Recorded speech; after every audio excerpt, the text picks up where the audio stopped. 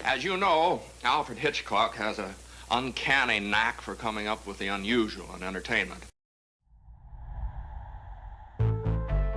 Hello and welcome to Revenge of the Drive-In. We've got an exciting episode here in store today. We've got the second Alfred Hitchcock film to be featured on this podcast. That is The Man Who Knew Too Much. It's also the second Alfred Hitchcock film to have that title. It's the 1956 version. And we have 1985's Hong Kong Godfather. I'm your host, Patrick, and I am joined by a returning guest, Kevin. How you doing, Kevin? Good to have you here. Good to be back. Always a pleasure. I'm excited to delve into both of these movies. My first time with Hong Kong Godfather, and my third or fourth time with The Man Who Knew Too Much. So, happy to... Probably the same position as me then, really. Yeah, I think I've probably seen Man Who Knew Too Much about 3 or 4 times. Yeah, and Hong Kong Godfather was a delightful discovery, I'll say. It was very delightful, far bloodier than I had like really anticipated, because I go into this movie knowing practically nothing about it, and even most of the people I know who love Hong Kong cinema, they didn't have anything written about it online. So yeah, this is not a well-known movie as far as I could tell, but yeah, it just becomes this beautiful orgy of violence eventually. It was like a Sonny Chiba movie or something. It was awesome. I loved it. Absolutely. Well, I love both. The Man Who Knew Too Much, I think, for me, it would be one of those things where any other director would be one of their best films, but I almost view it as like one of my least favorite Hitchcock movies made in Hollywood, probably, period. Okay, Definitely yeah, I was going to say 50s. that he had that incredible run there. This is like, you look at his run of, if you start at Vertigo, then you get North by Northwest, then Psycho, and if you want to include The Birds there, that's maybe the best 3-4 film run by like any director. And then you want to like make it even more impressive and go backwards, but then you run into The Wrong Man, which is decent, and then it's The Man Who Knew Too Much, and then it's The Trouble with Harry before we can get to Rear Window, and there might even be another one in there, but yeah. I agree. It is a lesser film from Hitchcock in that period, at least. Yeah, I would say I'll be a little bit hot takey off the top. I would say that I would even take The Wrong Man over The Birds, because I do like The Wrong Man quite a bit. I wouldn't say it's a masterpiece compared to those three in the middle, but The Birds isn't a masterpiece either. Yeah, Birds always left me a little cold. When I grew up, when I was aware of Hitchcock. Maybe at this point I had seen Psycho. I was aware, they used to have this Alfred Hitchcock, The Art of Movie Making thing at Universal Studios. And that was like my favorite thing ever. And the movies that I knew of Hitchcock were Psycho, Vertigo, Rear Window, and The Birds. So I think when I was young, I kind of thought of The Birds as like one of his best movies, and it's really not. It's it's not up there with North by Northwest or what's that secret agent movie he did in the early 40s with the plane crash. Oh, Foreign Correspondent. Yeah, that one's amazing. Yeah. And then Rebecca, Notorious. Like, he's got so many great ones. You almost forget it's just taken for granted so much that Hitchcock is a great filmmaker that I used to say he was my favorite director of all time, and nowadays I usually throw some other names out there like Lubitsch or Cassavetes or I think Leone may have passed him for me, Sergio Leone.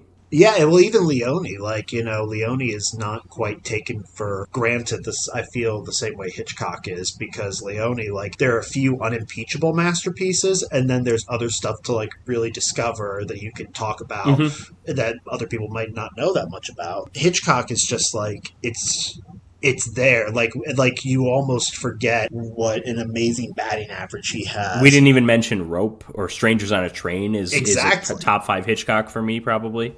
Yeah, top 4 maybe. Strangers on a Train is honestly in my top 5 for sure. The best plot in movie history, I think. It really. Have you ever seen Throw Mama from the Train?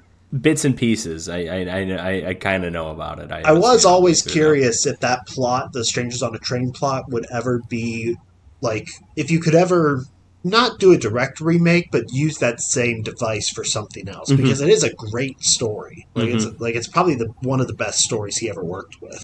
But yeah, I'm interested into diving into The Man Who Knew Too Much and sort of dissecting what might make it like slightly on the lesser side of Hitchcock compared to other compared to unimpeachable masterpieces. Yeah, that's fair. Do you want to start with that, or do you want to go into Hong Kong Godfather first? Yeah, let's start with the less obscure movie. That's how we usually roll. So Yeah, less obscure and less like sleazy, violent in this case as well.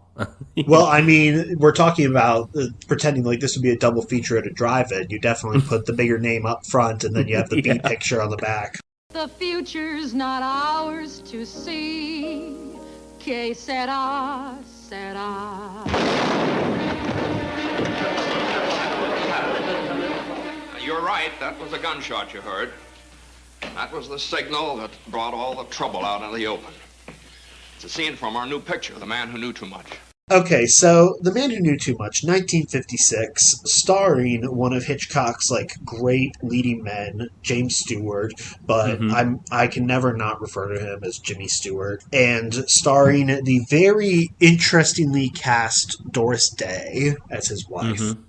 Not a typical Hitchcock leading lady by any means. No, not in a sense of the kind of performances she usually does, but also not the kind of role that Hitchcock usually puts his women in. There's all the talk about the Hitchcock blonde and everything, and Doris Day really does not fit that mode. She is blonde, but does not fit the archetype otherwise. Yeah, even if Grace Kelly, Tippi Hedren, had played her, and the script was still the same, she would still be a very different character from who they were usually asked to play. That's absolutely true. I've always said, not always, but for years now I've said that probably my favorite actor in the history of movies is Jimmy Stewart. Because he has he has a wholesomeness that he knows how to twist very well. And I was going to say that's why he's not my favorite actor of all time. His performance in Vertigo, I think, is my favorite / is the best performance ever because of just where he takes that role into such dark places, and it's amazing. And it's a twist on his everyman image for sure. It reminds me of I mentioned Leone earlier, Henry Fonda in Once Upon a Time in the West, who Henry Fonda was good friends with Jimmy Stewart, of course. Yeah. But I love when an actor can just play against type, and they're better at doing that than even they are at playing the type, even though they're incredible at that. Well, I think that part of the thing for me about Jimmy Stewart is that he has a personality and a style of performance that really only could work on the screen, and on the screen and in sound movies, because the way he stutters, the way he pauses, the way he delivers all his dialogue, it's very naturalistic too. Very naturalistic in a way that you can't. It wouldn't be. I cannot. Now, I know he started as a stage actor, but I can't imagine getting the same effect from a Jimmy Stewart performance if you were watching it on the stage, especially if you're in the balcony or something, because you wouldn't be able to make out what he says. My thought here, and I doubt he ever played this role on stage. Maybe he did, but at this point he was famous. But my thought is maybe that explains why Harvey was so much better on stage than on screen. I remember I saw it was literally a high school production of Harvey, and I thought it was the funniest thing ever. And I'm I got to go see this movie, and I saw it, and it's just oh. It was very underwhelming. One of the biggest cinematic disappointments of my life. Harvey. The only about the invisible puka bunny rabbit. The only time I saw that was the movie, so I don't know. So I have nothing to really base that on. It's not like he was working with the greatest filmmaker of all time. I don't know who directed that one. Yeah, Frank Capra could have done better. Absolutely, but after It's a Wonderful Life, what Capra is there left?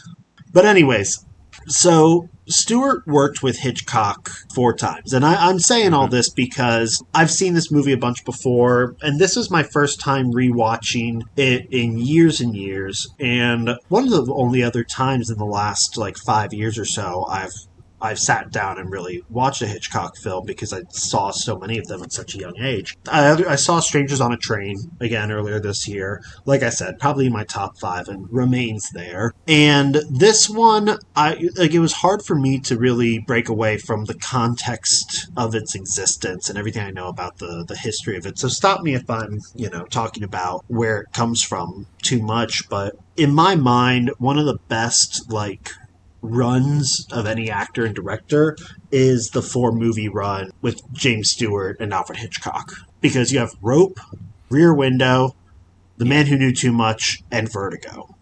And that is like, to me, that is 3 masterpieces, and then The Man Who Knew Too Much, which has a lot of good stuff. Still very good, yeah. Has a lot of good stuff. I agree with all that, and it's still only marginally better than Hitchcock's run with Cary Grant. Is 4 movies as well, and there's Notorious and North by Northwest in there, To Catch a Thief, which is another one between Rear Window and this. And I can't remember the 4th one. Suspicion, which is I remember, I've only seen it once all the way through, but I do remember it being very good. It has a great scene, one of the great Hitchcock stories, when he put the light in a glass of milk as it goes up the stairs, which is, supposed to be a poison glass, or possibly is, you don't know. It's a great sort of, not necessarily gaslight, but kind of proto-gaslight, wherein the wife doesn't know whether or not their husband is actually a murderer. And it's like Gaslight, isn't it? Bergman as well. No, it's Joan Fontaine. Oh, okay, Fontaine. Okay. I believe Ingrid Bergman only made Spellbound and Notorious with Hitchcock. I think I was mixing it up with Spellbound, which I also haven't seen. I think that's it. Spellbound has a great climax and the dream sequence. But anyways, I think that the Stewart films, like the Cary Grant films, work as like amazing entertainment, and there's some like and there are masterpieces in there. The Stewart films to me work on an almost like different level. Like I understand that. And I'll say The Man Who Knew Too Much is the closest to a Cary Grant film, because I view this as like a poor man's North by Northwest, sort of, if that makes sense. There's different character dynamics, but there's similar, I don't know, it's a similar kind of story. Well, I think the main difference is North by Northwest, Cary Grant is kind of like, and sort of Notorious as well. Cary Grant is always hired or cast to play like the raconteur, like the entertaining, loquacious. Yeah, exactly. To Catch a Thief. Like, he's always hired to be such a charming guy. And when Hitchcock makes a film with Jimmy Stewart, you know it's going to be a little bit weirder, a little bit more off, a little bit darker and stranger. And Rear Window, to me, is like one of the best scripts ever made, where every single line is a banger. Every single line. Every Thelma Ritter exchange is amazing. It belongs in a museum. Yeah. God, I mean, even, like the first scene with Grace Kelly, if you just like took that dialogue with the lamp, the lamps and but even every single line between the two of them is just batting back and forth. It's insane to me. But it is also a film about a voyeur, and also a film about a guy who is like symbolically castrated in a way, because he's unable to be a part of the world anymore. So he just has to sit in bed and watch his neighbors all day. And you almost forget how strange it is and how weird the main setup is because of how entertaining it is. But this is the one. So if that's the thesis we got, that Jimmy Stewart is the darker side of things, Cary Grant is the more charming side, and Jimmy Stewart usually goes for more darker territory. It's interesting to put that kind of character in this kind of like, entertaining espionage thriller. And I do think there are ways that works out, which is primarily there is a tension between Jimmy Stewart, who plays Ben McKenna, and his wife, Jo Conway McKenna. There's some kind of tension between them. Like, for the first 30 minutes, which is a fairly leisurely start, especially for a Hitchcock film. Very much so, yeah. Before the murder that really kicks things into high gear, we're just spending time with this family, the husband and wife and their little son, and they keep making all these like sly references to how things aren't really great between them. Like, we get the sense there's a little bit of tension between... She's basically given up her acting career because they're living in, Nebraska or Ohio or somewhere? Illinois, I think, but Illinois, I could be wrong. Yeah, somewhere in the Midwest, but she was like a Broadway actress, but she had to give that up, and then like it's this like understanding that, the man can't give up his job, Yeah, and they over dinner, they have a great conversation with a Frenchman named Louis Bernard on the bus into Marrakesh, and then they go to a hotel room. I was going to say a Frenchman named Justin Trudeau, as we see later. When does that come into play? Well, when he's wearing brownface. Oh, when he gets killed. Come on. Yeah. I'm allowed to make stupid jokes. This is my goddamn podcast. No, I actually just did not know the connection between Justin Trudeau and, or it didn't even click with me. Justin Trudeau. That's fine. You see, I usually host with a Canadian. It's different. So after they meet Louis Bernard on the bus, they're about to go out to dinner with him, but he cancels very suspiciously. And at dinner, they meet a couple called the Draytons, Lucy and Edward. And for some reason, not for some reason, but it's kind of surprising, Hitchcock spends a good amount of time with the four of them at dinner, and Ben and Joe, Stuart and Day, just bickering, like, quietly, like, sniping at each other about their marriage, essentially, or their family. And it's strange. And it's very easy to miss, too, because there's, like, visual gags of Jimmy Stewart being, like, too tall for the furniture he's sitting on, and then not knowing what to do with eating the food, like, which hand to use and stuff like that. So it is easy to miss, too. Yeah, another kind of strange choice to like, we know this is a spy film or an espionage film. We know it's going to be a thriller, but instead we have, like, I swear the scene at dinner is like 5 to 10 minutes long, between Jimmy Stewart being too tall for the table, not knowing, like, the best way to eat the food, and then ultimately the arguing with his wife. It does set things off on a bit of a strange note for something that, if this were a Cary Grant role, he would be more charming. There'd be more banter, like witty banter. Instead, it's just a little bit more like... A little more uneasiness. Yeah, quite a bit of uneasiness. And then, like, you kind of see it later on when eventually Louis Bernard is killed, whispers something about an assassination to Ben, and then Ben, before he's able to tell the police anything or try to solve things out himself, his son is kidnapped by the Draytons, and they need to get to the bottom of that. I wanted to say something, too, about those, like, scenes at the market. Yeah, definitely. It's actually shocking how much, like, green screen usage there is, or rear screen project, whatever you would call that. You would know. Yeah, it's definitely rear screen projection, I think. It's amazing how much there is, and you can tell, but it's still done very well.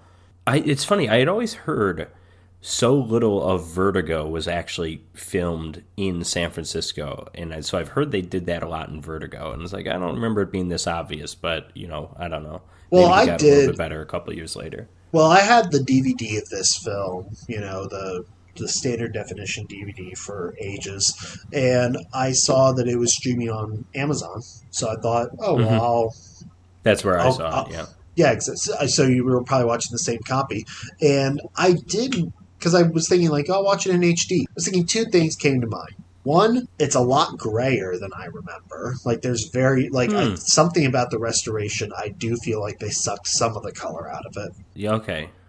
They nerfed the Panavision? Something like that. I don't know. I didn't pick up on that, but whatever. But the rear projection was a lot more obvious than I ever thought it was before. And I don't know if that's just looking at it in, like, HD or 4K for the first time, or if it was just... yeah, okay, sure. Or if, because I don't remember that from the past watching this movie. Yeah, so maybe it's just something the restoration just really calls attention to when things are filmed on two different... Like when you're splicing two different types of film like that together. When you look at someone standing in front of a projected screen and it's made to look as sharp as possible, it's always going to look like someone standing in front of a projected screen. If it's a bit fuzzier, if it's a bit hazier, you're watching 480p, like, there's probably more blending. Yeah, more blending in of that. But this is probably closer to what people saw when they saw it in theaters on 35 millimeter. So probably. Yeah, but I noticed that rear projection. I'm not even sure if, like, is he trying to because he's able to do it very well. And when Marnie came out and some of his later films came out, a lot of people started criticizing how much it looked fake in those films. So I'm wondering if maybe this is an early example of him just not even caring about if it looks fake or not, kind of embracing the artificiality of it. Because he always loved to work in a studio instead. And that was just how he preferred to work. So, yeah, after the boy is kidnapped, there's this sort of tense scene where Jimmy Stewart hasn't told his wife yet that their son has been kidnapped, and instead tries to get her to take medicine, to take like sedatives before he is gives a her doctor, information. of course. Yes, he's a doctor. He's trying to, say like, this is the prescription, this is what's best for you, you need this to handle this information. But it does, just similar to the opening scenes, it does leave a very strange taste in your mouth about their marriage. And I think that ultimately part of the movie is, even though it's not quite resolved as clearly as a lot of Hollywood films would probably prefer to have it that way, it is sort of about them, working together and becoming more of an equal marriage as they both sort of start to trail these paths of finding their son. They're separate for parts of it, and then they come together again, and ultimately both of them work together in the very last scene to get their son out of the hands of the captors, which I do find very touching and very interesting, even if it's not always like the main plot of the movie. The main plot is this assassination attempt, and they do a very intelligent thing of just piecing together little bits of information throughout the film, to the point where as it ends, you're still not even sure what's going to happen to the main guy who was trying to call this assassination in the first place. Well, and for a long time, they don't even know who's being assassinated, and exactly. I don't think they learn that until she goes to the theater. The God, I can't think of the name. I just want to call it the Grand Ole Opry. No, it's the Royal Albert Hall. Royal Albert Hall, yeah. And it's like a prime minister of it's an ambassador to like a fictional country, right? But there is the prime minister there too. Or no, maybe it is the prime minister, but the ambassador is the guy who's doing the kidnapping. Yeah, I think that's how it works. I don't know who he's the ambassador to. And I went back to read over the Wikipedia plot summary to say, did I miss some information? And literally, this is the one line in the plot summary on Wikipedia that mentions the ambassador is towards the end when it says the McKennas secure an invitation from the grateful prime minister. The ambassador organized the plot to kill the prime minister and blames the failed attempt on the Draytons. That's all. And then I did. Yeah, the ambassador's the one who makes the phone call saying, "We've got your son," though. Exactly, but we don't even know that's him for right. We don't know who ages. That guy is. That he's an ambassador until I think the assassination fails. So it is very intelligent in that way that the entire movie is viewed from the perspective. Almost the entire movie is viewed from the perspective of the married couple at the center of it, just piecing together little tiny bits of information. This is where I do believe there is a little bit of an issue, and why it's not as clean cut and masterful as so many other things. I think there is a great set piece in this film at the end, at the Royal Albert Hall, as we, the audience, have been clued in that there's going to be an assassination attempt and the gun is going to go off when there's a big cymbal crash. They're building up the tension, and everything, all the music in the scene is from the orchestra that's playing. From the original Man Who Knew Too Much movie, apparently they went to Bernard Herrmann. They said you can play whatever music you want, and he's like, I like what they had in the original. Let's just do that again. Oh, really? Also, the only on-screen appearance of Bernard Herrmann, for whatever that's worth. Is it the only one? No kidding. That's what I read. He doesn't show up in Taxi Driver and talking about how he wants to kill his wife. So I think that this is an amazing set piece, and on its own, it's really wonderful, even though I do think it's a little confusing, Doris Day's character psychology at that point. She goes through a lot of different emotions there, and it is confusing sometimes to what she's feeling. Yeah, she's kind of just like standing back and almost like just crying at one point. Yeah. Yeah, exactly. Because I think the idea is that she's becoming, the music is making her emotional because she doesn't know what she's able to do at that point. So she's just listening to the music and it's making her cry. That's my interpretation. But they really don't give you very much because there's no dialogue for for 10, 12 minutes. Yeah, gotta be 10 minutes, yeah. So I do think it is wonderful. It's a wonderful piece, but I also feel like because this is the main issue that I have with it, and if I remember correctly, it might be the main issue Hitchcock had with it too, because I remember something about this coming up in Hitchcock Truffaut, but maybe he was just proud of it, I don't know. Hitchcock needs to find a way to tell the audience when the assassination is going to happen. So to do that, he breaks away from the POV we've been seeing this whole movie through. At one point, it cuts to the Draytons, Lucy Drayton, with the sheet music.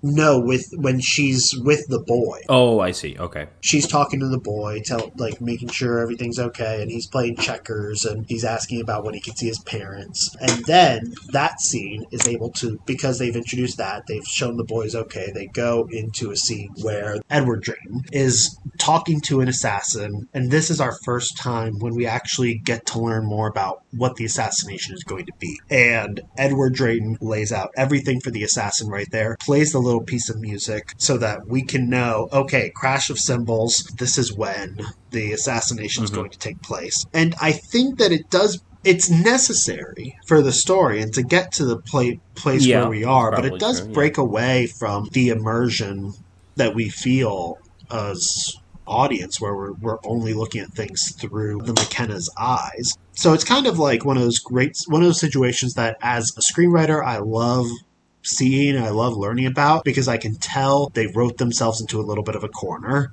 Okay, sure. They need to figure out some kind of way to communicate this information to the audience. You say the Royal Albert Hall is an incredible set piece, and it is. And yeah, it goes on for so long. The no dialogue, it's engrossing. You're so into it. All that having been said, my second favorite scene in the movie.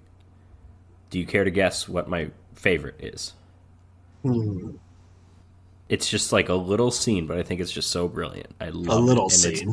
It's what I remember back when I first saw this movie, and for one reason or another, I thought it was like as good as North by Northwest. When I first saw this movie, it was like a top 30 film of all time for me. Is it the scene where Ben goes to the wrong Ambrose Chapel? It is. The scene with him just walking on the street, and there's just that guy walking behind him, and it's so suspenseful. Just the sound of it, the performance by Stewart, where the camera is, and then it's absolutely nothing. The guy just walks past, but he's like thinking it's someone like stalking him, and I love that scene. I think that scene is brilliant. That's a great moment, and especially that's when Hitchcock, deciding to work in the studio all the time, really comes in handy, because it's so desolate. It is and so the sound, the emptiness of the sound is it really sucks you in. Yeah, it is just you do, if that man who, the Ambrose Chapel Jr., I believe, if he had wanted to kill Jimmy Stewart there, he absolutely could have. And I think that's one of the most terrifying things about it. Kind of gives me similar vibe, but I never have that much tension with the crossroads scene where Jimmy Stewart is waiting for a bus and then is shot down by the crop duster in North by Northwest. Oh, Cary Grant. You said Jimmy Stewart. I see what you mean. Okay. When that first guy gets on the bus. Yeah, before the crop duster comes in, which is the famous part everyone remembers, there's 5 minutes of him just waiting at this bus stop, thinking, and then one guy comes in, stops there, and Cary Grant thinks it's the guy he's looking for, and it's not. But until that moment, there is that tension of who is this man? What's he going to do? Yeah, to Cary you're right. Grant? This is, in The Man Who Knew Too Much, a significantly worse movie than North by Northwest. This is a better version of that scene, I think. That's a good point. And I never saw the original Man Who Knew Too Much, so I don't know how to compare it to that. I'm just comparing it to, so many other things that Hitchcock did. Some ways, and, in some ways improved on. Because, I do think this is a very good movie at its core. It just has, a few little things that have sort of few little nitpicks that have sort of eaten away at me for years. And watching it this time, I was able to actually tell sort of like why I don't love this one as much as so many other ones. Because the Royal Albert Hall scene, I just want to return to that for 1 second, because there is one thing that I'm thinking about. If I was in Hitchcock's shoes, how would I do this? And I don't know how you would. The tension from the scene is built out knowing that there is going to be a cymbal crash towards the end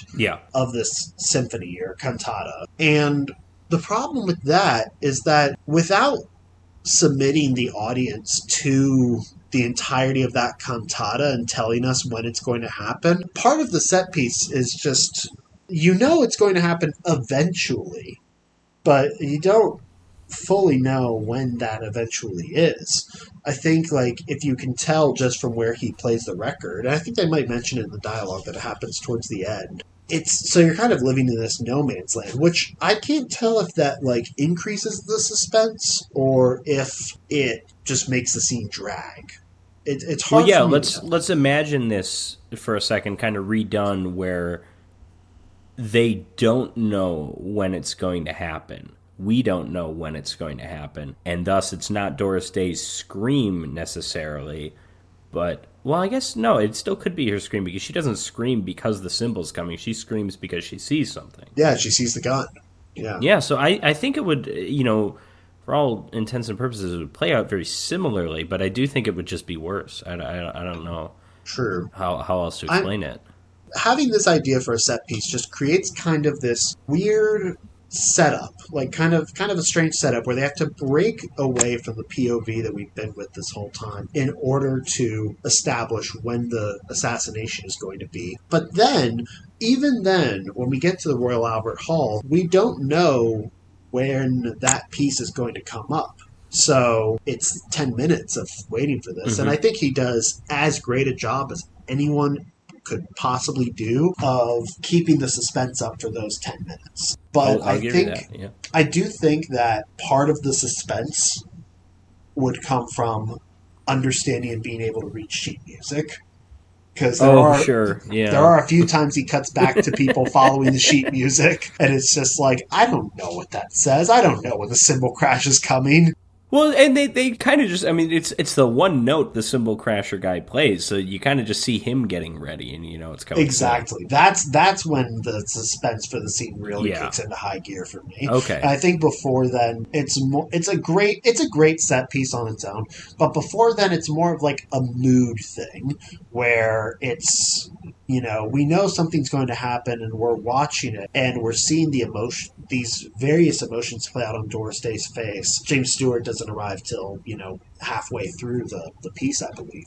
Mm-hmm. So that's when the suspense starts to kick in a little bit more. And then when we see the cymbal guy getting ready, and the cutting gets faster there too. Mm-hmm. Yeah. Yeah, it's a wonderful little contained piece. I just find it interesting, and I think this might be why it's bugged me a little bit more than some other Hitchcock films, is because to get to that point you kind of have to work backwards quite a bit to be able to establish enough to get the achieved effect. And I think sometimes I love Hitchcock because he loves toying with films like Machine sometimes and working out plot machinations. And sometimes they work, sometimes they don't. But it's still so much fun to see it sort of at play because he loved contained set pieces. He loves moments and scenes that you've built up so much to a certain blast of suspense so most of his films have to work backwards from there and how to get there. And I think this one is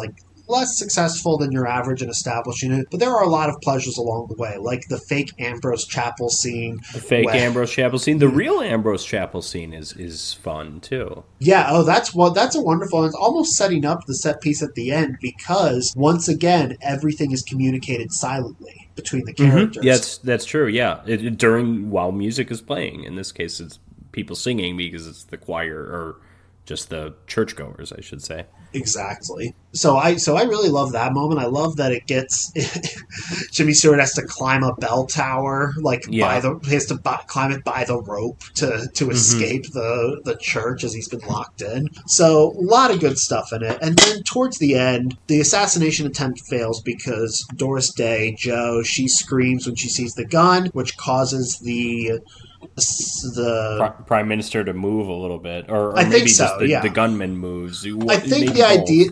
Yeah, I think the idea is that the sniper is jolted a little bit as he's taking the shot. It's not the clearest, but I do think the Prime Minister also moves, and he gets a little graze in the arm. Yeah, he gets shot in the shoulder or something. Yeah, and he's perfectly fine. Which they're still like they're not even rushing him to the hospital. He exactly saves her and everything. He's walking around with what is this? He's walking around with his sleeve down and his a little bit of a wrap around it. It's was he actually hit at all? Because I'm sure even being grazed by a bullet is a painful experience. There'd be a lot of pain, and I don't know. And there's also I will say because I'm probably going to talk about the very last moment. I do like the fact that when Ben and Jo go to London to track down where the kidnappers have taken the boy, they keep getting distracted by friends who come into their hotel room, and they say, "Look, just stay here for 1 second. We'll be back," and that's what leads them on to try to find their boy, forgetting that their friends are in the hotel room this whole time. Or not even necessarily forgetting, just not caring. I mean, we as the audience kind of forget. It's like the guy that Robert Hayes leaves in the taxi at the beginning of Airplane. Oh, absolutely. And the movie punctuates. It ends on a joke, which I think is weird. But I think the movie kind of earns it, too. It's weird. I kind of appreciate the moment of levity. It's not like Strangers on a Train where it kind of takes the wind out of the sails of the last moment. But it is... I think it's a very funny gag. Because truly... Oh, sure. And I guess I can skip over the climax. It allows them to be happy, too. They finally got the kid back. Exactly. Yeah. They're together again. The family's together again. I think... I'm going to skip over the climax for 1 second just to mention the final scene. They go back to the hotel with the boy, and all the friends who we saw are just still sleeping there. Said, "Sorry, we were late. We had to go pick up our boy." And... yeah, I think it's honestly a... Paramount Picture. I think that immediate cut to credits. Yeah. It's so funny because I do think it is a funnier gag than some of the other gags that have punctuated his films before, like Strangers on a Train. But it ends with dark music, which is not interesting. I don't remember that. It ends on the suspenseful music. You already have this wacky ending. Might as well just go to town. No, I confess, we've sung Strangers on a Train's praises, and you keep mentioning that end. I don't remember a comedy ending to Strangers on a Train. It was actually controversial because Hitchcock was totally against it, and the studio forced him to add a little coda, which is why on the DVD that came out in the 2000s, they released the official studio version and the British cut, or the European cut, which cuts it after. You have the scene where Guy and Bruno fight on the carousel. The carousel collapses. Bruno dies, but he's holding Guy's lighter, so it kind of exonerates Guy. They walk away. Guy says, "That was Bruno, a very clever man." And I believe that's where Hitchcock wanted to end it. Where the European cut ends it is a scene immediately afterwards where Guy's girlfriend, Anne, and her sister and her father are all waiting by the phone, and they get a call. It's Guy. He's with he's talking with the police, clearing things up, but he's going to be okay. That's where the European cut ends.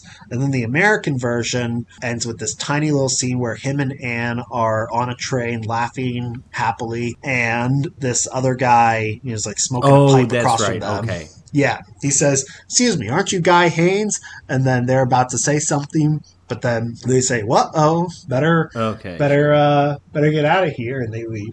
Yeah, it's not terrible, but yeah, this one is better. It's not terrible, and truly, I think Hitchcock's desire to cut that was a little overstated. It's not the worst ending on earth. No, But yeah, I think this is kind of a clever joke to remind the audience, like, hey, bet you forgot about these people, huh? Mm-hmm, mm-hmm. So I think the only thing left to discuss is just the final scene when... Or the song itself, the famous song. True, yeah. Probably the most famous thing about this movie. The Que Sera Sera. Whatever will be, will be. Academy Award-winning song, I believe. Famously featured in the Bart's Comet episode of The Simpsons. Oh, God. I'll take your word for it. I'm not... I don't know. I'm not a Simpsons expert. I certainly don't know them by the names of the episodes, so... It was written for this film, right? Mm-hmm. I believe so. Yeah. So... After the failed assassination, we finally find out it was the ambassador behind it all. The Draytons are being told they have to kill the boy. Mrs. Drayton doesn't want to at this point. She's feeling like, yeah, come on, we're not. This is stupid. We're not child killers. Like, we don't want this to. By the way, happen. the first note I wrote with this movie, because I remember they kidnapped the kid. I didn't remember why they kidnapped the kid because I haven't seen this movie in a while. My first note was AKA Hookah Gate because I thought this was going to be like a child sex trafficking thing or something. I don't know. Hookah Gate. They could have done that. I mean, not in the 50s they wouldn't have, but like nowadays everyone loves true crime, and it's. Or, I mean, this could have been like a set up to like a Hostel movie. I don't know. I don't know, man. Absolutely. Starring Paul Giamatti for some reason. Paul Giamatti. Yeah, he's been announced to be the lead in a Hostel TV series. What? That's like this week's news. It's like, what the fuck? Oh my God. That sounds. I don't know what to make of that information, actually. Not since the days of Big Fat Liar has he had such a role. Such a meaty role. So it's something to really sink his teeth into. Sure. And I joke, but I love Paul Giamatti in Big Fat Liar. My big fat Greek liar, as I always call it. I think Big Fat Liar, when I can't dislike it because when I was a kid, it was one of those things that that was one of my favorites. Yeah, and I thought movies were so magical, and seeing like the Hollywood stuff in that movie. Yeah, Universal incredible. Studios Hollywood. Yeah. I went to Universal Studios Hollywood not too long ago with my brother because he lives out in San Diego now, and you get to that flood part on the tram tour, and it's like, yeah, this is my big fat liar part. Like, we saw King Kong, we saw the Bates Motel. I want to see where Frankie Muniz is running around. But Paul Giamatti, I was just gonna say, Paul Giamatti in that movie is so goddamn good. Like he is. He actually is. He's eating that up like it's his breakfast. Absolutely. So Doris Day and Jimmy Stewart, through some connection, the Prime Minister thanks them, wants to invite them to a gathering. They invite themselves, really, but yes. True. I thought he said something along the lines of like he was inviting them sometime. Yeah, he said like whenever you need anything, and then they call him 10 minutes later. Exactly. Like, we're going to that party tonight. And it just so happens to be the house where the ambassador and the Draytons have brought their boy Hank. And how do they catch on to the fact that they think the boy's in the house? Do you remember? That might come from Scotland Yard. I'm not 100% sure. I'm sure I have it in my notes somewhere. Yeah, but that would make sense. When they start to suspect that the boy's there, everyone's already asking Jo to sing. So she does, and she sings the song that she and Hank were singing to each other at the hotel room earlier, Que Sera Sera, which travels up the house in a great little montage of still shots, just quiet shots, like escalating through the house one frame at a time. It's really, really interesting stuff. And Hank hears his mother and starts whistling, which, as Jimmy Stewart is crawling through the house, he hears the whistle and is able to track them down. Lucy Drayton lets the boy go without a fight, but her husband steps in to hold them at gunpoint to keep them from leaving. And eventually, I believe, when they're walking down the stairs, Stewart pushes Edward Drayton, and he basically falls on his gun. Shoots himself as because he's been holding his gun like in a tight fist this whole time, and shoots himself as he's falling down the stairs. Meanwhile, the song has been going on the entire time. It's like Inagata Davida length is kind of what it feels like. How many verses are there to Que Sera Sera? Has to be at least like 5 to 7 minutes of screen time, but on Wikipedia, the runtime of the song is listed as 2 minutes and 3 seconds. Yeah, it's a lot more screen time for sure. Yeah. Yeah. So yeah, that's pretty much The Man Who Knew Too Much. I'm just gonna check my notes to see if there's anything else to say about it. No, I think we got it. Yeah, we covered did the pretty fully there. The only minor thing I would like to point out, the fake Ambrose Chappell, the taxidermist. I like the scene when they're all fighting Jimmy Stewart and that one guy is like carefully moving the tiger out of the way or whatever. It's just kind of funny. For an espionage caper that's like more serious than your average Hitchcock espionage film, that scene is really funny. Yeah, and it's the entire thing is a waste of time, and that only makes it funnier too. And again, the best scene of the movie, in my opinion, is right before it, and it's like the most suspenseful thing ever, and that's all for naught as well. Yeah, absolutely. The last thing I will say, because I touched on this a little bit earlier, when we were talking about like Hitchcock's filmography and what he made after this. I personally believe that he made Rear Window. He made Strangers on a Train in 51 and Rear Window in 54. Dial M for Murder is Dial M great for Murder, too. we forgot to name, yeah. Great stuff. The only one of that bunch, the only one of the 50s I haven't seen is I Confess and The Trouble with Harry. I don't care much for The Trouble with Harry. It's like... That's kind of I like Hitchcock's dark humor, but it works best when it's not strictly a comedy.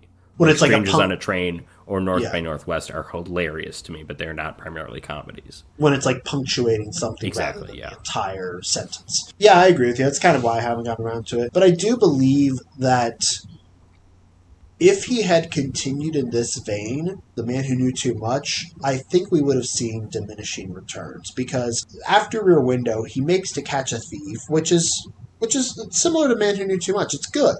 But it's not the same levels that he could do.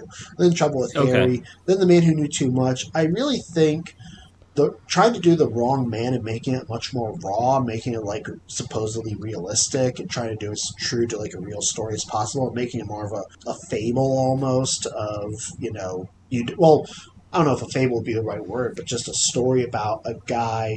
It's The Wrong Man story that he does all the time, but like taken to its like realistic extreme.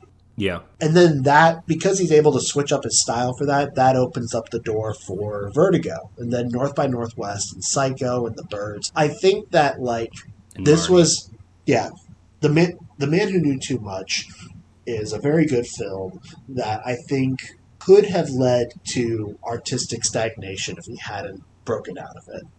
So if there wasn't The Wrong Man. Yeah, if there wasn't The Wrong Man, and especially if there wasn't Vertigo. I mean, it's possible. It's possible. I mean, like, and yet, I mean, think of the like North by Northwest though. Like that was a huge hit for him, and then his follow up was about as risky a film as he ever did, shooting in black and white when he had been shooting in color for like a decade, and taking a story that I think was originally supposed to be for Alfred Hitchcock Presents, like an hour-long thing, and making Psycho. Like, yeah I don't know. I think you could be right. The fact that he was able to take chances still is really the most rewarding thing. Because if you watched his movies in order, I would feel like every time you would start to get tired of it, he would switch it up with something else. And I think that's what sort of led to his longevity. Is like every now and then he was able to change things up and hit you. Yeah, because there is a Hitchcock style, but he's fit lots of different movies and different kinds of movies into that style. Yeah, absolutely. And I think he's at his best when he breaks away from like what people expected of him the most. And that's Vertigo. I mean, yeah, exactly. That's my last thoughts on The Man Who Knew Too Much. So we're both fans of this movie. We don't. It sounds like you and I have pretty similar views. Was this tier 2 Hitchcock? Would you say? Yeah, I'd say tier 2. It really depends on how crowded you want to make tier 1. Exactly, yeah. Because I'm putting like 6 films in tier 1, probably. Yeah, North by Northwest, Psycho, Vertigo, Strangers on a Train. I could probably name you 10 to 15 films I would put ahead of The Man Who Knew Too Much, but that is not to say it's not a good movie. Yeah. It's just to say this man had arguably more classics than anyone else who ever did it. Yeah. Yeah, I'm not sure I could get to 10, but I'm sure I could easily get to 8. But yeah, like, it's a very good movie. Again, when I first saw it, I thought this was like as good as North by Northwest, and now I kind of view it as a little bit of the poor man's North by Northwest, which isn't fair, because it is quite different particularly with its characters.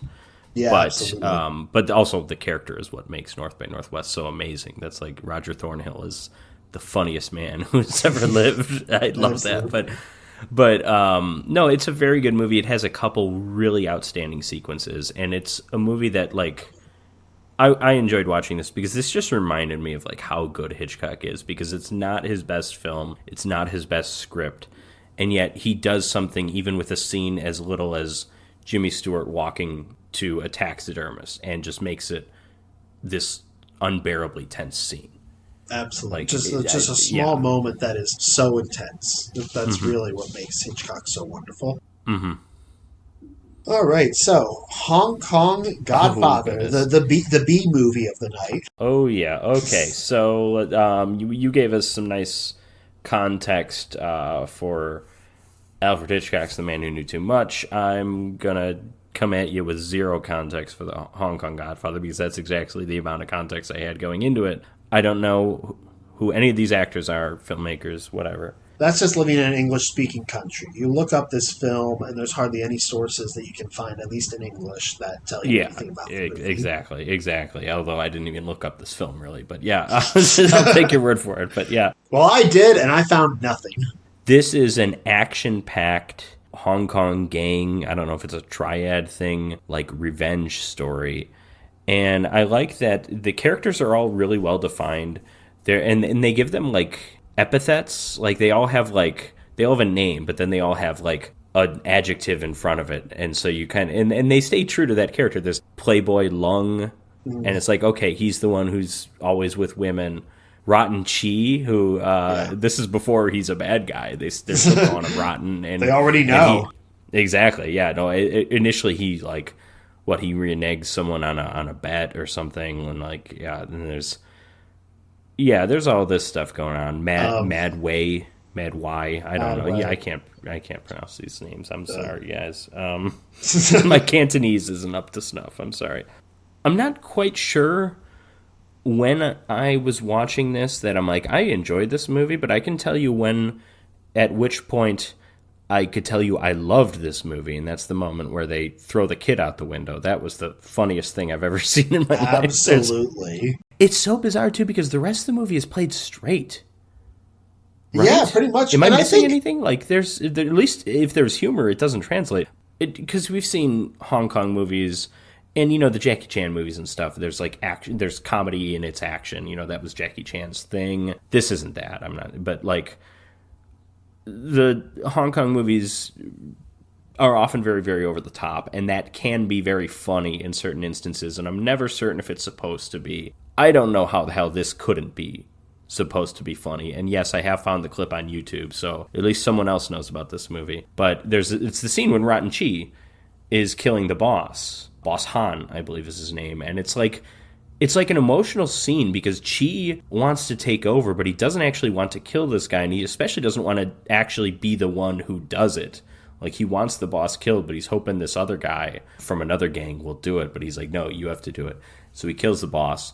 The other guys from the rival gang all swarm and start taking out all of Han's men and stuff. But then the Han's grandson comes up to him and is like crying, and he sees Chi, and he knows Chi did it, and he's like, why'd you kill my dad? What'd you do, or whatever, whatever the hell he's saying. And there's this one of the gang members just like picks up the kid and just breaks his back over his knee or whatever, and then just chucks him through a window, and it's hysterical. It reminded me of the Puffer scene in There's Something About Mary, when they're just throwing the stuffed dog all around. But it is that funny. I mean, I don't think it's like meant to be like funny, but I think because it is so over the top and so violent, it's like you can't help but like, oh my God, I can't believe they just did this. I mean, that could absolutely be Yeah, I don't know. And you're right. I would be laughing even if it weren't shot and edited in a funny way, because to me it is funny or it can be funny, I guess. Yeah.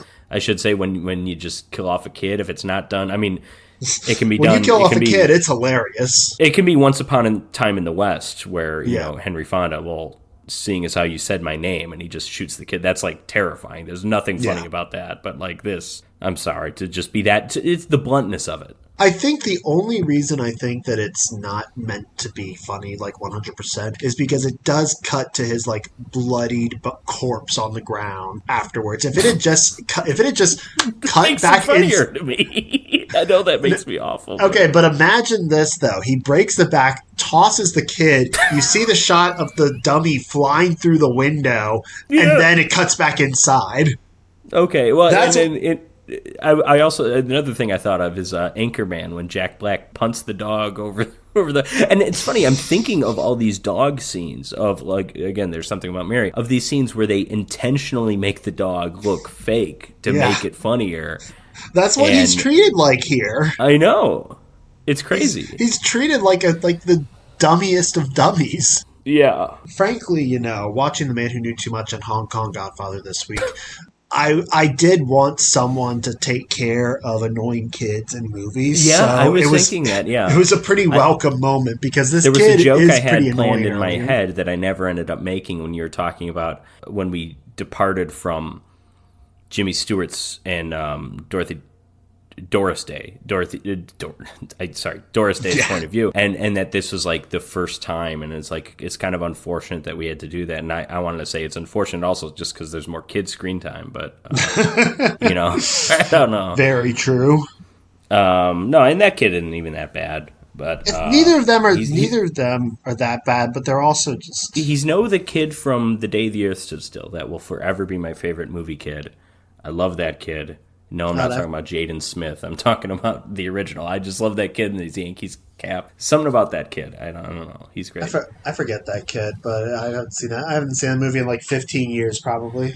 Anyone else could watch that movie and say he's just any other annoying 50s movie kid. And no, I think he's amazing. Whatever. The scene where Klaatu takes him to the Lincoln Memorial, and they're just those scenes leave me in tears. I love those scenes. But anyways, I'm sorry. The Day There Still is one of my favorite movies ever. So that's fine. No, but back to Hong Kong Godfather, which might be one of my favorite movies ever now too. You know, I've got my notes here. I've got extensive notes, and I'm not going to go through them because it's an action movie, and we already got to where Boss Han is killed. That's probably halfway through the movie, and then it becomes this revenge thing. It's three guys. It's one gang member that's an undercover cop. It's one who's kind of retired and trying to live a life of normalcy. I don't think we ever see what he does for a career. He's a florist. Okay, I mean he has an extensive garden. That's true. Yeah, I thought that it was established. Someone referred to him as a florist at one point, but I don't know if we were watching a version with the same subtitles. Yeah, that's a good point. He's got a daughter who's dating the biggest scumbag on earth. What was that guy's name? Johnny Walker. Yeah, that's right. He had a funny name, Johnny Walker. He said he's Johnny, but his friends call him Johnny Walker. So you can call him that too. Yeah. The dad of the girl I was just making out with. And he's going up again. He's making out with the daughter, and then the dad comes home and he's like, "Hey, grow a lot of plants here. How about some weed, man?" And it's like, this is your first. The absolute scumbag.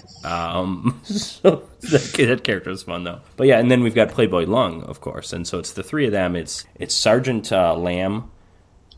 Mad Way, who's the retired one, and he's retired because his bit of a John Wick thing. His wife died, and so he's kind of out of the game. But he still has nothing but respect for Boss Han, and Boss Han loves him. I mean, for someone who's retired, like being able to still hang out at like the big gangster parties is quite an achievement. Yeah, you would think so. Yeah, I mean, I know nothing about whatever the hell kind of, if this is a triad. I don't know anything about Hong Kong gangs. If you watch the 1974 Sonny Chiba Street Fighter, or at least the English dub of it, this could easily be the Yakuza, because that movie famously claims the Yakuza come from Hong Kong for some reason. I love that. I love the dubs of that movie. It's so funny. But I love that movie too. I don't remember if I watched the dub. I should watch the dub one of these days. It's very. There's some really funny line delivers in that, he's a mean bastard. There's a lot of just like fun lines like that. Terry, you must be the meanest guy in the world. They're right. Sure they're not. I'm sure you're the wrong. meanest guy in the world. And it's like, yeah, they're underselling it because Terry is. Oh man, but I'm kind of skipping ahead, but so Madway, he ends up coming back because of Rotten Chi, that he kills Han. And they all don't really like Rotten Chi to begin with. Rotten Chi's kind of a loser. He's heavy, cowardly. Again, I said he reneges on a bet, so he's dishonest. But he gets recruited by this rival gang to kill the boss. He does, and then so it's these three guys united against him. He also tries to kill all of them. Playboy Lung is almost in an iron lung throughout much of the film because he gets so fucked up. God. He's escaping from the hospital. And he's already in the hospital midway through, And yeah, he attacks them at Madway's house, and I think they may end up killing Johnny Walker at that point too. But they kidnap the daughter. Yeah, which is big. Mm-hmm. But anyways, so it's the three of them. They get the revenge on Rotten Chi. They kind of just the undercover. I say undercover. He's just a cop, but he's a gangster. he's an undercover gangster who works as a cop. Right? Is that the proper terminology? An undercover gangster who works as a cop. The sergeant. You're talking about Sergeant Lamb? Yeah, Sergeant Lamb or whatever. Lamb? I thought that he was. I thought that he had. He is a gangster, but he works as a cop. And they don't know he's a gangster, is what I'm saying. Oh, I had thought that maybe he had him retired and become. I thought maybe he had retired and joined the force, but he could be undercover. I mean, I think certainly a lot of the stuff he does in this film is not legal. Yeah, I think he's an undercover gangster, whatever. He kidnaps Rotten Chi. He brings them to at this point, they're hiding out because their homes are in trouble. They're hiding out, like, literally on the dock. And he brings them there, and he also reveals that the gun that he kidnapped Rotten Chi with was actually like a water pistol or something. Right, yeah. So they take their revenge. Several sword slashes or whatever. Like, they fuck him up. So gallons upon gallons of blood already. So the story, the story's not over because Boss Han's territory has been taken over by this rival gang, and they have to go and take it back, or at least kill every single person. Yeah, it's more of a tale... Yeah, it's more of a tale of person. Exactly. It's more of a tale of revenge than it is like one of like they're not like at a certain point I feel like they stop working for any distinct reason beyond revenge because Boss Han is dead. All of them like Rotten Chi is dead too at this exactly. point. Rotten Chi is dead. But do they still have Wei's daughter at that point? They do, but that's not really emphasized. No, I think it's just anger. Like, she shows up, obviously, she's held captive, but yeah. It's just kind of, we just take it for granted that, like, as long as a guy who is as bad as Elan is, who has taken over from Boss Han and has, like, stolen territories and caused so much carnage, like, as bad a guy as he is, he can't stay alive, and that's what drives the movie at that point. It's not so much they are working to keep their gang on top or anything like that. It's simply he has done all this, he needs to pay, and that's where the movie ends up. You're not wrong. I was thinking they get to this point and realize we have 14,000 gallons of fake blood that we haven't used yet. Let's craft an elaborate action scene in this mall that I guess is the gangster hideout headquarters. So yeah, it's the three of them. It's Sergeant Man, I think I called him Sergeant Lamb earlier. Yeah. Madway and Playboy Lung, who, again, Playboy Lung, I think at this point he's pretty recovered because it's like there's weeks between them being attacked and when they actually finally get Rotten Chi, although it's not like he's been getting medical attention because he's just living on a dock. Yeah, pretty much. But yeah, it's the three of them. They get into the the shopping mall from the climax of Police Story. It kind of feels like that, and very much so. Yeah, and I had just seen that a month before this. So. Yeah, me too. Actually, they just killed. What would you say, 400 people? I mean, not certainly, literally, but it feels certainly like reached genocide level by that point. It reminds me of like the Fellowship of the Ring when they're in Moria and they just kill countless orcs, and except the difference is they largely do that without a scratch. Here, our heroes get fucked up. We get machetes to the shoulder. Some of them die eventually, but like this action scene, I mean, it starts on ground level. They move up the escalator and the stairs, and that continues there. Again, super violent, so much blood. Then they go in the stairwell, like one of those closed off stairwells. And that scene, that's amazing stuff. That's when one of our heroes almost dies there. I think it's maybe Man. I couldn't remember if it was Sergeant, which, by the way, my notes and my subtitles refer to him as Sergeant Lamb, so he could be Man. But okay, I think I looked at Wikipedia and it said Lamb, but I've got Man in my notes. Also worth noting, Madway's dog, German Shepherd, is named Stallone. Oh yeah, I remember that. So the stairwell up to that point is the highlight of the film, and then they actually get to the office part upstairs. And this is where it's no longer just violence. This is where the stunt work takes over too. People being thrown through so many walls and things. It's amazing. It's not the same. It's not Police Story stunt work. Don't get me wrong. I mean, I mentioned Police Story earlier, but yeah, it's impressive. And again, there's blood everywhere. This is like an early Peter Jackson movie. Yeah, I mean, what the amount of blood. Yeah, I mean, what it lacks in stunt work compared to Police Story, I mean, it more than makes up for just the gallons of blood. And these guys, like, their poor clothing is just drenched in fake blood. And the amount of abuse the heroes take is the most impressive part, because they get stabbed. Lung gets a machete to the shoulder. Yep. Man gets stabbed at one point. Man/Lamb. Well, even Way at the very end, like his final, like the film ends with him essentially using what we assume to be his final breath to finally kill off Lan, which is it's a wild note to end the movie on. But yeah, I think Way and Lung at some point both of their shirts have both turned like completely red because of all the blood and the carnage that they've inflicted, as well as taken on themselves. Yeah, so the ending that you're hinting at, this is in this office setting. Lan finally comes out here. He's got Xiao Fang, Madway's daughter, like held at gunpoint. Then he shoots Lung, Playboy Lung, I think killing him. Yeah. And then Xiao Fang punches him in the balls and tries to escape, but she gets shot and killed. And which is like, you don't see that, like this person lives in like every other action movie. This damsel in distress, daughter of our hero, right? I mean, that's when it hit me like there's only one way this movie's ending, and that's with everyone dying. Yeah, and then as you mentioned, Wei in his probably last breath throws a knife, killing Lan, and then the police, of course, arrive. They're standing there eventually, and they shoot him. But then he's still able to land, probably not quite dead. He's still able to just, like, I have in my notes behead him. He must have had one of those machete type things.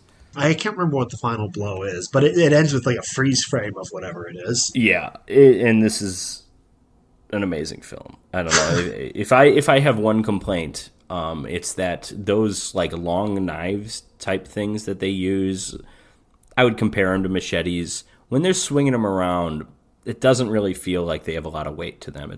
They don't feel real. And I'm thinking specifically the scene when Chi tips off the rival boss that Lung is doing some kind of, the Lung's in his secret hideout or whatever, and they just invade, and I don't know. There's so many of those things swinging around, and it's like, I think if I have one complaint, it's actually a similar thing that I was thinking when I was watching The Man Who Knew Too Much, which is everything we described pretty much takes place from the 45 minutes onward. So I did kind of just skip ahead, but no, you're right. I mean, but the first 45 minutes, they're not bad. They're establishing character. Like I said, those characters are all really well defined. Yeah, it gets you, and it gets you to the point where you can, like, really take in the action. It is just surprising. Even Chi, I mean, as awful as Chi is, like, you understand his motivation. Like, Playboy Lung has just turned against him, like, publicly, like, in front of everyone. Like, yeah, I mean, yes, he is a scumbag. Playboy Lung is right, but you understand Chi. Yeah, no, it's very true, and then they do make him a three-dimensional character, which is refreshing for for what's essentially just a relatively typical. I don't know what movie. this movie is. I don't know. Yeah, what do you call this? It's just a Hong Kong actioner, really. Pretty much. It's not a martial arts movie. There's some martial arts, obviously. Which is a genre that I need to be digging into more, because I do love action movies and I love what I've seen of Hong Kong action movies. So I'm happy that you picked this one to go over. This doesn't. No, I will say, like, this doesn't have. It's a fun movie. It's a really good action movie. I think the action is very good. It just doesn't have the filmmaking of like a John Woo. Like John Woo. Yeah. And there's others too. There's other filmmakers I know that I haven't seen. There's one that we'll be covering next episode, actually. But John Woo, for my money, might be like the best action filmmaker of all time in terms of just how he shoots action. Yeah. I mean, you can throw some other people in there, some James Camerons and George Miller. Yeah, I don't know. George Miller, sure. Babe, Pig in the City, one of the best action films of all time. Frankly, I was thinking of the season Happy Feet 2. I never saw Happy Feet 2. So I never did either, so... Okay, sure. Okay. Which Twilight Zone movie did he do? Or which Twilight Zone? He did the Man on the Wing of the Plane.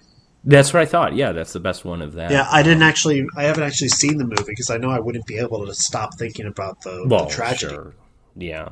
But I have been curious about his part, the Joe Dante segment, and I've just heard to clarify, the tragedy is only giving Dick Miller about 2 minutes of screen time, right? Yeah, exactly. No, when I heard that he was only in it for 2 minutes, I'm like, I can't stand a movie when Dick Miller's only in it for 1 minute or 2 minutes. I need him in the whole movie. Gun to your head, and you had to say which filmmaker's portion Dick Miller was in. Who would you guess? Come on, it's not a joke. I'm trying to think of a joke answer, but it's like the other ones. The other ones aren't like funny enough to be. Yeah, Spielberg would use Dick Miller. Spielberg would never probably use Dick Miller. It's just he's clearly a Joe Dante guy. So yeah, I could picture Dick Miller in all of them, but I know that he has to be in the Joe Dante one. Exactly. Yeah, because he's in every Joe Dante movie. Yeah. So, Kevin, which of these two movies do you prefer? It's hard to tell. I think I prefer The Man Who Knew Too Much, but Hong Kong Godfather was also newer to me. Like, it was brand new, and I appreciated. I think I appreciated watching it more this week. I have a very similar thing. I will say The Man Who Knew Too Much because it was just a refreshing reminder of just how great Hitchcock is. The way I just like certain scenes stuck out to me the way they hadn't in the past. But I will like the Hong Kong Godfather as like this new unique experience, a pleasant surprise given that I didn't really know what to expect. Yeah, and frankly, it's close. Frankly, I know there's so many like great Hong Kong action films I haven't seen, but a lot of Chinese and Hong Kong films I've seen in the past from the 70s are period pieces. So it's a lot Touch of Zen. Yeah, Touch of Zen. That's one of the best. A lot of the earlier Shaw Brothers films, like 36 Chamber Shaolin, 8 Diagram Pole Fighter. I love a lot of the more martial arts based ones.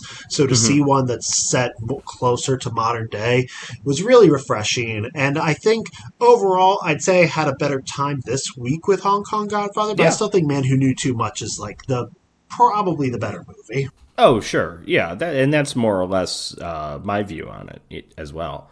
So, Kevin, what do you think of this as a double feature? Because I'm going to say this is amazing.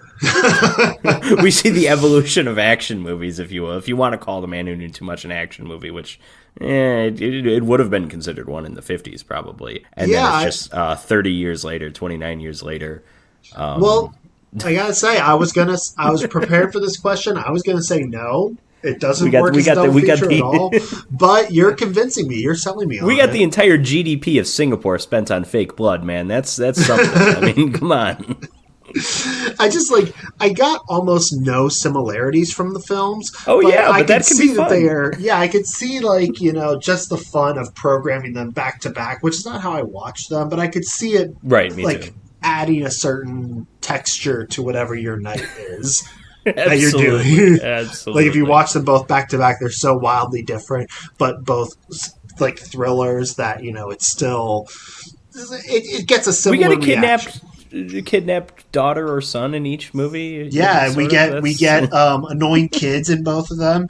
They both spend quite a bit of time setting up the characters and the settings and everything. So there are some similarities. It's just like as far as the mood and the the tone, you really don't feel any similarities watching them back to there's back. nothing in terms of filmmaking. There's no similarities, but there's just like, I don't know, man. I just really like that you get this like classy action adventure thriller, and then we get like, again, it's Dead Alive or Brain Dead, but in an action setting. I loved it. Absolutely, yeah. So, Kevin, I want to thank you for joining me. Thank you. No, always a pleasure. So as I mentioned earlier, we are doing a Hong Kong picture next episode when Jim will return, but we're actually doing 2 Asian movies. Again, I promised earlier in the season we'd have plenty of foreign films, plenty of Asian films in particular. We're doing The Raid, Redemption, or it's just The Raid. Why do they? It's the first in a series. Why is there sometimes a subtitle there? So we're doing The Raid from 2011, 2012, something like that. And we're doing Snake in the Eagle's Shadow from 1978 from an acclaimed director who I can't name right now, one who I'm not familiar with, but it is an early Jackie Chan vehicle. It is one of the films that made him a star in Hong Kong. So we're going to see plenty of martial arts, plenty of stunts, plenty of violence, although still not, I'm going to go out on a limb and say not as violent as Hong Kong Godfather. But that's what we've got going on next time, so please join us. In the meantime, check us out on Twitter/X at Drive-In Podcast. Check out our Patreon for early access to episodes, voting privileges for when we have patrons pick the movies that we cover, and, of course, for extended cuts of our episodes. And in the meantime, don't let your kids get kidnapped. But if they do, make sure you take revenge by killing roughly 400 people in a shopping mall, because that is the only way